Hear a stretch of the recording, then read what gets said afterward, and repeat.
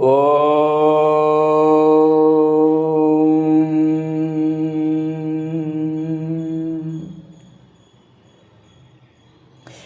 குருபியோ நமக.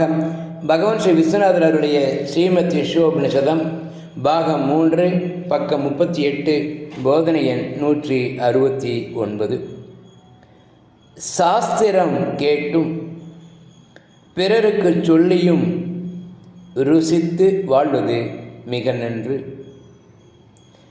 ஆனால் அதுபடி நிற்பது அல்ல, பிராக்டிக்கல் அல்ல. கடமைகளை மீறி எந்த அறிவாளியும் சுகத்தை அடைய மாட்டான் என்று தன்னைத்தான் சமாதானப்பட்டு சிக்குண்டுவர்கள்தான் குரு கிருபை கிட்டாதவர்கள்.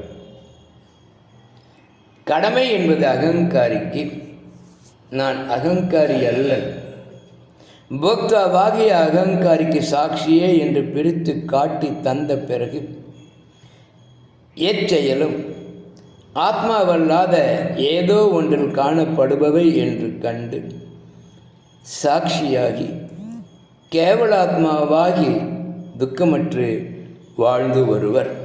ஓம் சாந்தி சாந்தி சாந்தி.